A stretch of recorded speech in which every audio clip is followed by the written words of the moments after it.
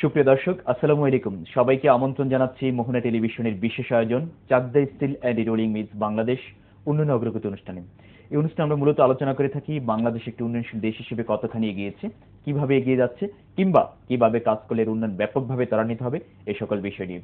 আর এই সকল বিষয় নিয়ে কথা বলতে স্টুডিওতে আমন্ত্রণ জানিয়ে থাকি বাংলাদেশের উন্নয়ন কর্মকাণ্ডের সাথে জড়িত অত্যন্ত প্রিয় মানুষদেরকে। তাই ধারাবাহিকতায় আমরা যে আমাদের স্টুডিওতে আমন্ত্রণ জানিয়েছি অত্যন্ত দুজন প্রিয় মানুষকে। আসুন পরিচিত তাদের সাথে। আমার সাথে আছেন আবুল কালাম মোহাম্মদ আহসানুল হক চৌধুরী ডিউক, মাননীয় সংসদ সদস্য রংপুর 2 আসনের, এবং আমার সাথে আছেন মোহাম্মদ মঞ্জুরুল ইসলাম লিটন, মাননীয় সংসদ সদস্য গাইবান্ধা 1। ধন্যবাদ স্যার, কেমন আছেন? হ্যাঁ, ভালো। আজকে আমাদের প্রতিপাদ্যের বিষয় হচ্ছে জীবনযাত্রা মান উন্নয়ন, দ্রব্যমূল্য ও সামষ্টিক অর্থনীতি। যে আমরা আমাদের অনুষ্ঠানের নাম হচ্ছে বাংলাদেশ উন্নয়ন অগ্রগতি। সেই ক্ষেত্রে হচ্ছে আমরা যে মানুষের জীবনযাত্রা মানের কথা বলছি, এটি আমরা জানি যে উন্নত হয়েছে, বাট কতটুকু উন্নত করতে পেরেছি, আমাদেরকে আমাদের লক্ষ্য আছে সেটিকে আমরা পূরণ করতে পেরেছি কিনা মাননীয় এমপি? আমি মনে করি যে আমাদের সরকার যে দায়িত্ব নিয়েছেন, দায়িত্ব নেবার পর আমরা মনে করি বিগত সরকারগুলোর চেয়ে জীবনযাত্রার মান অনেক বেশি উন্নত হয়েছে। এই কারণেই বলবো যে এখন বাংলাদেশের মানুষের কিন্তু আয় ব্যক্তিগত আয় $1044। হ্যাঁ, তো বৃদ্ধি যখন পেয়েছে তখন অবশ্যই ধরে নিতে হবে যে মানুষের আয় যখন বৃদ্ধি পেয়েছে তখন অবশ্যই জীবনযাত্রার মান উন্নত হয়েছে। এবং অতীতে আমরা দেখেছি যে বাংলাদেশে 2-4 জন বা 10 জন মানুষের হাতে মোবাইল সেট। এখন কিন্তু জননেত্রী শেখ হাসিনার এই সরকারের আমলে বাংলাদেশের আমি বলবো যে 70% মানুষের হাতে মোবাইল সেট। আচ্ছা, আমরা যে ডিজিটাল বাংলাদেশের কথা বলি, ডিজিটাল বাংলাদেশ গড়তে যে যে কাজগুলো করা দরকার, আমি মনে করি এই সরকার 100% না হলেও 80% তা পূরণ করতে সক্ষম হয়েছে। এই কারণেই যে আগে আমরা মনে করতাম যে আমার এলাকা বদরগঞ্জ থেকে একটা ছাত্রকে যখন ঢাকা ইউনিভার্সিটিতে সেই ছাত্র লেখাপড়া করে তার পিতাকে টাকা পাঠাতে চিন্তা করতে হতো যে আগামী 10 দিন বা 7 দিনের মধ্যে আমার ছেলেকে টাকা পাঠাবো কিভাবে। এখন কিন্তু এই চিন্তাটুকু করতে হচ্ছে না। 5 মিনিট আগে বলবে, বাবার হাতে টাকা থাকলেই 5 মিনিটের মধ্যেই সে টাকা পেয়ে যাচ্ছে। বিকাশের মাধ্যমে হোক, মোবাইল সেটের মাধ্যমে কথাবার্তা বলি হোক, এইটাই কিন্তু ডিজিটাল বাংলাদেশ। আচ্ছা, আপনার আজকে অনলাইনে আপনার মানুষ ক্রয় বিক্রয় করছে, গাড়ি থেকে শুরু করে এমনকি সবজি পর্যন্ত। তাহলে আমরা সবজি যখন ডিজিটাল বাংলাদেশের কিন্তু এই যে সফলতা, আমি মনে করি যে আজকে বাংলাদেশ আগামী দিনে ইনশাল্লাহ মধ্যম আয়ের দেশে পরিণত হবে। এবং সিঙ্গাপুর, মালয়েশিয়ার মতো না হলেও আমরা কিন্তু এখন বাংলাদেশের মানুষ সমপর্যায়ে কিন্তু চলে যাব। আমার কাছে মনে হচ্ছে এইটাই যে আগামী দিনে ইনশাল্লাহ জননেত্রী শেখ হাসিনার নেতৃত্বে, আর যিনি ডিজিটাল বাংলাদেশের রূপকার, যিনি নিজে স্বপ্ন দেখেন ডিজিটাল বাংলাদেশ গড়বার এবং মানুষকে স্বপ্ন দেখান ডিজিটাল বাংলাদেশ গড়বার, সজীব ওয়াজেদ জয়, উনিও আশা করছেন, উনি প্রত্যেকটা জনসভায় বলছেন যে আগামী দিনে আমরা 2021 সাল নাগাদ বাংলাদেশকে মধ্যম আয়ের দেশ গড়ে তুলে আগামী 2041 সালের মধ্যেই বাংলাদেশকে একটি উন্নত দেশ হিসাবে আমরা পৃথিবীর বুকে পরিণত করব। এটি সজীব ওয়াজেদ জয় আগামী দিনের তরুণ প্রজন্মের যে নেতৃত্ব আমরা আশা করছি, তেনার স্বপ্ন। আর বঙ্গবন্ধুর কন্যা জননেত্রী শেখ হাসিনা, তিনি বাংলাদেশের মানুষকে যেভাবে ভালোবাসছেন, অতীতে আমরা দেখেছি যে সারের জন্য মানুষকে, কৃষককে হত্যা করা হয়েছে, জীবন দিতে হয়েছে, বিদ্যুতের জন্য মানুষকে জীবন দিতে হয়েছে। আজকে কিন্তু জননেত্রী শেখ হাসিনার সরকার আসবার পর আপনার বিগত 5.5 বছর হয়ে গেল, আপনার প্রত্যেকটা ক্ষেত্রে, আপনার কৃষি বলেন, স্বাস্থ্য বলেন, শিক্ষা বলেন, প্রত্যেকটা সেক্টরে আপনার উন্নয়ন হয়েছে। আপনি শিক্ষার দিকে যদি আমি বলি, তাহলে ধরেন আজ থেকে 7 বছর কিংবা 6 বছর আগে বাংলাদেশের শিক্ষার হার, আমার জেলা দিয়ে আমি বলি, আমার রংপুর জেলায় শিক্ষিতের হার ছিল আপনার আজকে থেকে 7 বছর আগে 30% থেকে 31%। আজকে রংপুর জেলার শিক্ষিতের হার হচ্ছে আপনার পুরুষ হচ্ছে 51%, মহিলা হচ্ছে 48%। আচ্ছা, তার মানে আমরা কতটুক এগিয়ে গেছি এই 5 বছর 5.5 বছরে। বাংলাদেশ আওয়ামী লীগ সরকারের আমলে, জননেত্রী শেখ হাসিনা সরকারের আমলে শিক্ষায় আমার জেলা কতটুকু এগিয়ে গেছে। এটাই কিন্তু তার প্রমাণ। স্যার আমরা এই কথাগুলো শুনবো। আমি একটু মঞ্জুর ইসলাম লিটন স্যারের কাছে যাচ্ছি। যেটা হচ্ছে আমাদের একটি কথা হচ্ছে যে দ্রব্যমূল্যের ঊর্ধ্বগতি, এটা কিন্তু আমরা বিভিন্ন সময় আমরা শুনে এসেছি আর কি। জনগণের জীবনযাত্রার মানের সাথে কিন্তু এটা একটা ওতপ্রোতভাবে জড়িত। এই বিষয়টিকে আপনি কিভাবে দেখছেন যে দ্রব্যমূল্যের কি ঊর্ধ্বগতি হচ্ছে নাকি নাকি এটা মানুষের ক্রয় ক্ষমতার মধ্যে চলে আসছে আর কি? দ্রব্যমূল্য বলতে আমরা অনেক সেপারেট অংশ আছে, যেরকম ভাত, জি চাল, জি গম, এটা কিন্তু আমাদের নিত্য প্রয়োজনীয়, প্রত্যেক দিনের জন্যই লাগবে। তার পাশাপাশি সবজি আছে, মাছ আছে, মাংস আছে। তা আমরা যদি এটা বিচার বিশ্লেষণ করে দেখি, বর্তমান যে উৎপাদন খরচ, আমাদের সরকার কিন্তু 96 থেকে 2001 সালে ছিলেন, থাকার পরে দেখছেন আপনারা 20 টাকা সে চাউলকে 10 টাকা 12 টাকায় নিয়ে এসেছিলেন। তারপরে আবার আপনারা জানেন পরবর্তী সরকার তো আবার খাদ্য ঘাটতিতে নিয়ে গিয়েছিলেন, 18 জন কৃষককে মেরেছিলেন, সার দিতে পারেননি। আবার কিন্তু আবার নেতৃত্বে 9 সালে এসে আবার খাদ্য স্বয়ংসম্পূর্ণ আমরা যদি এখন মনে করেন যে এই চাল ইচ্ছা করলে খাদ্য স্বয়ংসম্পূর্ণ, খাদ্য উদ্বৃত্ত বর্তমান ইচ্ছা করলে সরকার কমায় দিতে পারে, কিন্তু কৃষকদের তো বাঁচাইতে হবে। আমরা যদি চাউল খাইতে চাই 10 টাকা, তাহলে কৃষকরা তো তাদের বাচ্চা কাচ্চাকে তো উৎপাদন খরচে উঠতে হবে, তাদেরও তো ছেলে মেয়ে আছে, তাদেরও লেখাপড়ার ব্যবস্থা আছে, তাদের হাতে টাকা থাকতে হবে। এটা কিন্তু আমরা জানি আমাদের সরকার কিন্তু কয়েক দফায় বেতন কিন্তু বৃদ্ধি করেছে, যেখানে গার্মেন্টসের বেতন এখন 5300 সম্ভবত করেছে, 5300 কয়েক গুণ 5700-5300 করেছে, কয়েক গুণ, সেটা হলো মিনিমাম। তার মানে একটা বেশি পাচ্ছে তারা। যদি সবার বেতন বাড়ে তাহলে কৃষকেরও আয় বাড়তে হবে, দেখতে হবে সবাইকে, কৃষককেও দেখতে হবে এবং ভোক্তাদেরও দেখতে হবে। ভোক্তা অধিকার দুইজনকেই মেনটেন করেই কিন্তু আমাদের আগাইতে হবে। এক্ষেত্রে আমরা যেটা মনে করছি যে কতগুলো জিনিসের দাম বেশি। পেঁয়াজ আমরা কিন্তু উৎপাদন করি, আমি গ্রামের ছেলে হিসেবে আমার ওখানে প্রচুর পেঁয়াজ হয়, কারণ তিস্তা নদীর অববাহিকায় অনেক পেঁয়াজ হয় চর অঞ্চলে। আমরা কিন্তু বিক্রি করছি প্রায় 8 টাকা থেকে 10 টাকা কেজি, যখন আমরা উৎপাদন করেছি। কিন্তু এখন যে আমাদের উৎপাদন মৌসুম না, এখন আমরা ইন্ডিয়া থেকে আনছি বা ইন্ডিয়া নির্ভর আমরা। আপনারা জানেন যে সেখানে এই কালকে আজকের পেপারে দেখলাম $500 করছে রপ্তানি মূল্য, যার কারণে এটা বাড়বে। এটা কিন্তু ইচ্ছা করলে আমরা অন্য কোনো দূরের দেশ থেকে আনতে পারবো না, কারণ এটা পচনশীল জিনিস। তো কতগুলো জিনিস আছে। এখন যদি বেগুন খেতে চান, বেগুন তো দাম বাড়বে, কারণ বর্ষাকালে কিন্তু বেগুন হয় না, আপনারা সবাই জানেন। এই সময় বেগুনের গাছ মারা যাবে, এই সময় মরিচের গাছ মারা যাবে। এখন তো এটার দাম বাড়বে। কতগুলো জিনিস আছে যে অ্যাভেলেবেল, মৌসুমের সেই জিনিসটার দাম কত, আর যেটা মৌসুমের বাইরে যে জিনিসটা আমরা পাচ্ছি সেই জিনিসটার দাম দেখবেন যে অবশ্যই বেশি দিয়ে কিনে খেতে হবে। একটা টমেটো যেদিন প্রথম ফলবে দেখবেন যে 100 টাকা কেজি, পরবর্তীতে আবার কৃষক ফেলে দিচ্ছে। আমি যেটা বলছিলাম যে তার মানে আপনি বলছেন যে মানে জনগণের মান উন্নয়নের সাথে সাথে দ্রব্যমূল্যের যদি ঊর্ধ্বগতি ঘটে সেটা কিন্তু মানুষের ক্রয় ক্ষমতার মধ্যেই থাকে। আপনি বিকল্প খাবার খেতে হবে। আপনার যখন যে সিজনে আপনার বেগুন নাই সেই সিজনে যদি বেগুন খাইতে চান তাহলে বেশি দিয়ে খাইতে হবে, কিন্তু ওই সিজনে অন্য বিকল্প সবজি আছে। এখন যেরকম আপনি পেঁপে পাবেন, তখন দেখবেন যে পেঁপেটা সস্তা আছে। তাহলে আমাদের খাদ্য অভ্যাসের মধ্যে সিজনাল, আমরা তো যদি মনে করি জ্যৈষ্ঠ মাসে আম খাবো কম পয়সায় খাইতে পারবো, কিন্তু আমি যদি মনে করি জানুয়ারি ফেব্রুয়ারিতে আম খাবো তাহলে তো আমাকে অনেক টাকা দিয়ে খাইতে হবে। সেটা কিন্তু দ্রব্যমূল্য, ওটাকে আমরা ধরবো না। জানুয়ারি মাসের আমের দাম আর জ্যৈষ্ঠ মাসের আমের দাম এটা কিন্তু আমরা এক হিসেবে ধরবো না।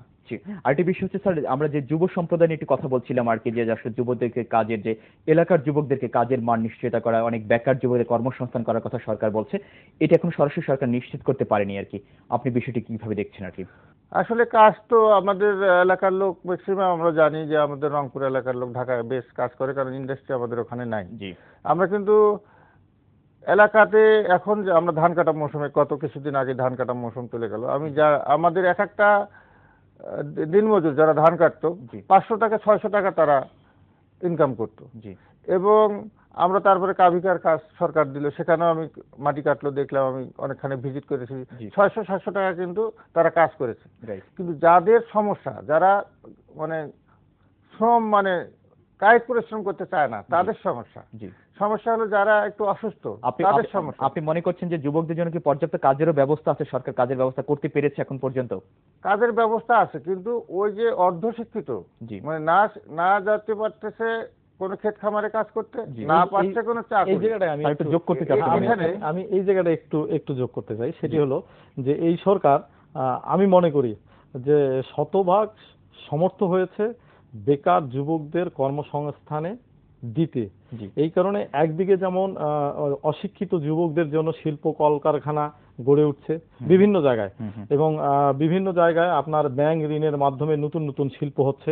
আমার এলাকায় আপনার নিষ্পতগঞ্জের ওইখানে পল্লী আপনার কার্পেট এইগুলো বনায়নের ঋণ দেওয়া হচ্ছে।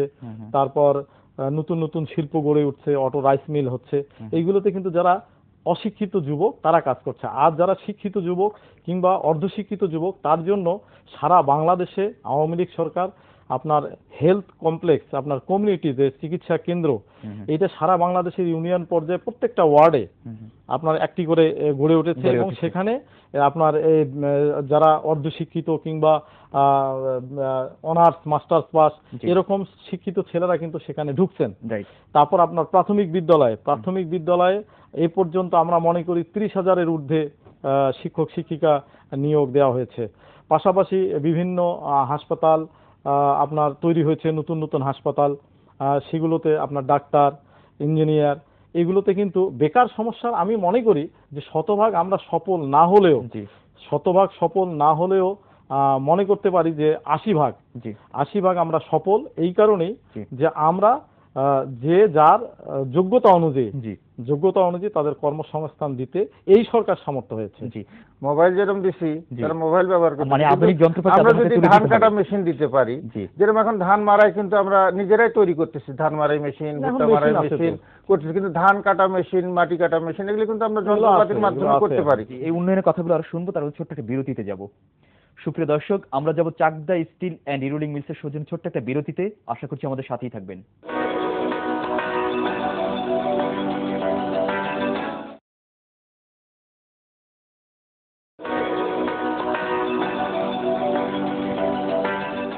বিরতির পর আবারও সবাইকে আমন্ত্রণ জানাচ্ছি Chakda steel and rolling mills Bangladesh উন্নয়ন অগ্রগতি অনুষ্ঠানে। অত্যন্ত দুজন প্রিয় সংসদ সদস্য আমাদের সাথে আছেন।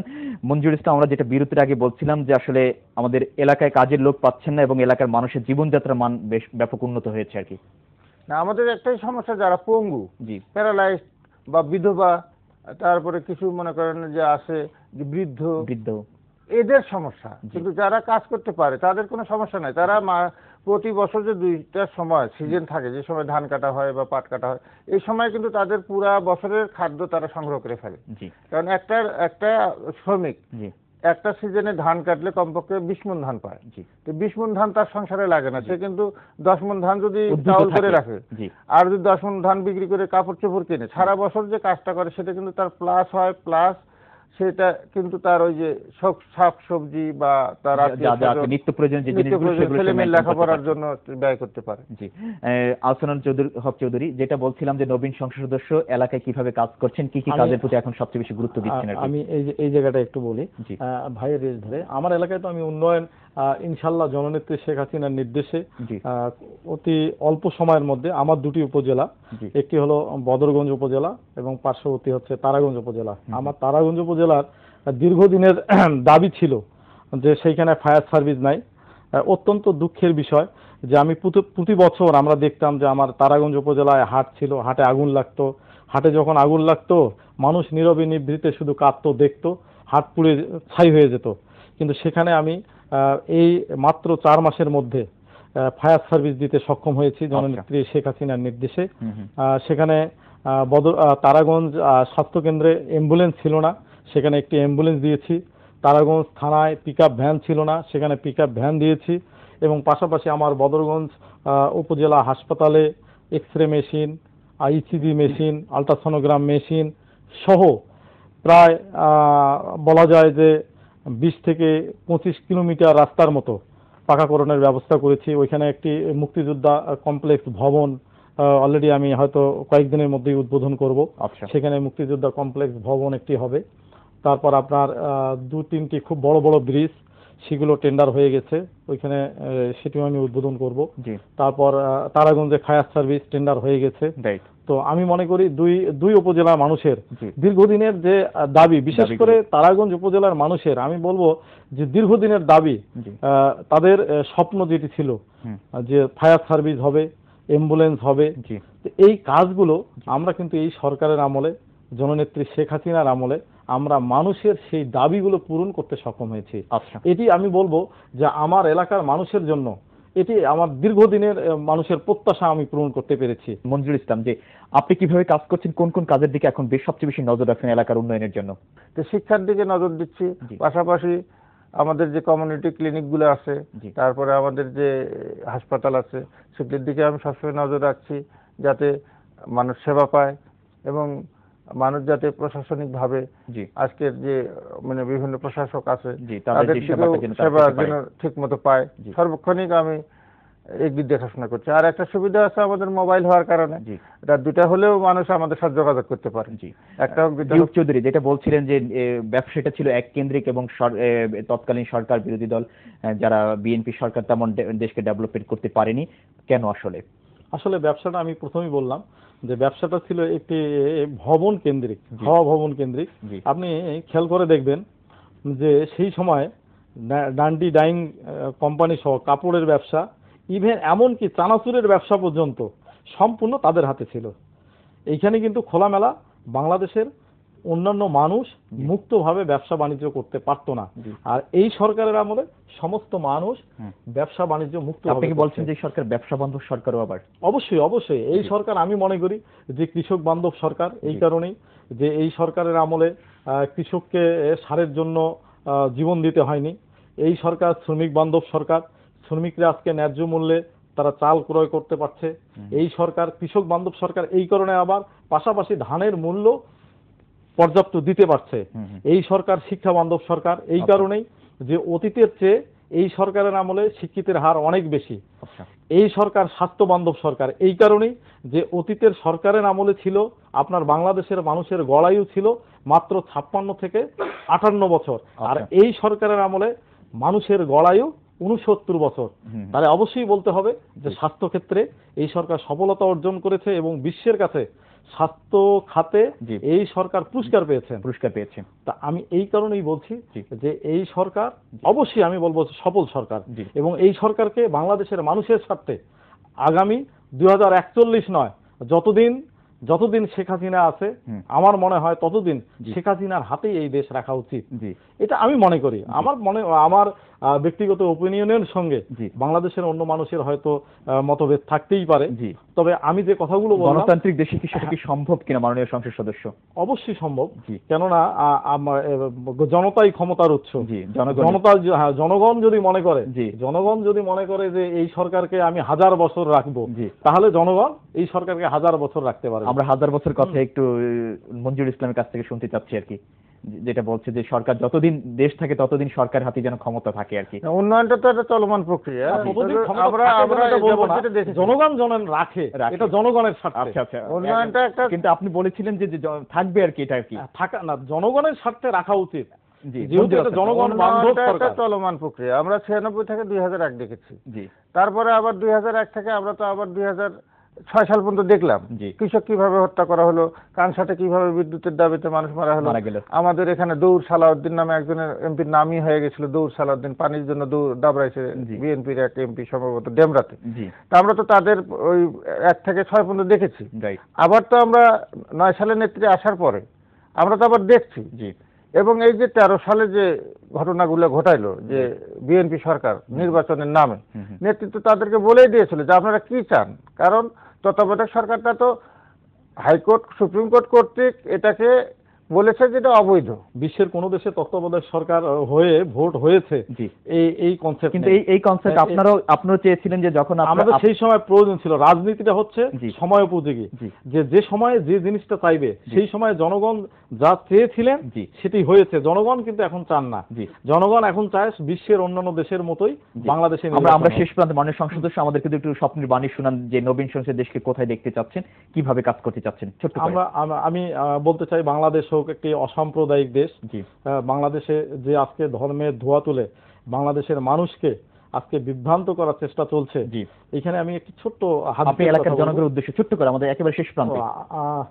আমার জনগণের উদ্দেশ্যে আমি এটুকুই বলবো যে আমি বদরগঞ্জ তারাগঞ্জকে দুর্নীতিমুক্ত এলাকা গড়ে তুলতে চাই। আমি নিজে একজন দুর্নীতিমুক্ত মানুষ নিজেকে সবসময় মনে করি। এখন পর্যন্ত 5 মাসে যে কর্মকাণ্ড করেছি, আমি মনে করি যে আমি শতভাগ দুর্নীতিমুক্ত ছিলাম, এবং আমার কর্মীদেরকেও আমি বলেছি নেতা কর্মীদেরকে দুর্নীতিমুক্ত থাকবার। এবং আমি সাধারণ মানুষকে বলবো যে যদি কোনো ধরনের দুর্নীতি আপনাদের চোখে পড়ে আপনারা আমাকে জানাবেন, এবং যদি কোনো প্রমাণ হয় আমি সঙ্গে সঙ্গে পদত্যাগ করব, এরকম আমার মানসিকতা রয়েছে। অশিক্ষিত লোকের পরিমাণ আগে বেশি ছিল, যার জন্য ওখানে জামাত অধ্যুষিত। আপনারা জানেন যে এর আগে মানে আমি 73 সালের পর প্রথম আমি আওয়ামী লীগের এমপি হিসেবে এখানে আসলাম, যদিও জাতীয় পার্টির কারণেও আমাদের ছাড় দিতে হয়েছে গতবার, না হলে হয়তো গতবারই আমরা আসতে পারতাম।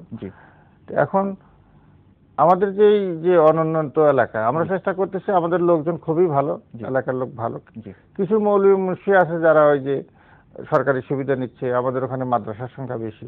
আপনি ছোট্ট করে স্যার, আমরা শেষ এই জন্য ওখানে আমাদের লোকজন কাজ করার ইচ্ছা আছে, আমরাও কাজ করছি, জনগণ খুশি এবং এই সরকারের প্রতি খুশি। তারা যে তাণ্ডব চালিয়েছে 71 পরবর্তীতে এই প্রথম, যেটা স্বাধীনতা যুদ্ধের সময় হয়নি আমার উপজেলায় সেই পরিমাণ তারা অত্যাচার করেছে, যার জন্য আমাদের এখন ঐক্যবদ্ধ সবাই হয়েছে। এই তাণ্ডব আর আবার এলাকার লোক চায় না, উন্নয়ন চায়, আমরা উন্নয়ন করছি এবং ইনশাআল্লাহ আমরা আশা করি জননেত্রী শেখ হাসিনার নেতৃত্বে আমরা উন্নয়ন করব। আমরা আশা করছি যে জননেত্রী শেখ হাসিনার যে আদর্শ আছে, বঙ্গবন্ধুর আদর্শ, সেই আদর্শকে বাস্তবায়ন করার জন্য আপনারা একসাথে কাজ করবেন, এই আশাবাদটুকু ব্যক্ত করছি। মঞ্জুরুল ইসলাম লিটন এবং আবুল কালাম চৌধুরী, আপনাদের দুজনকে অসংখ্য ধন্যবাদ আমাদেরকে সময় দেওয়ার জন্য। ধন্যবাদ আপনাকে। সুপ্রিয় দর্শক, আমরা আমাদের অনুষ্ঠান একেবারে শেষ প্রান্তে, তবে যাবার আগে বলছি, অনুষ্ঠান সম্পর্কে এবং উন্নয়ন সম্পর্কে যে কোনো তথ্য এবং মতামত আপনি আমাদেরকে জানাতে পারেন। আপনি যদি উন্নয়ন সংশ্লিষ্ট কোনো কাজের সাথে জড়িত থাকেন, আপনি আমাদেরকে জানাতে পারেন। আপনি জানান আমাদেরকে, আমরা জানাবো গোটা বাংলাদেশকে। এতক্ষণ আমাদের সাথে থাকার জন্য সবাইকে অসংখ্য ধন্যবাদ জানিয়ে আমি সাইফুল ইসলাম নয়ন এখানে বিদায় নিচ্ছি। ভালো থাকবেন সবাই, আল্লাহ হাফেজ।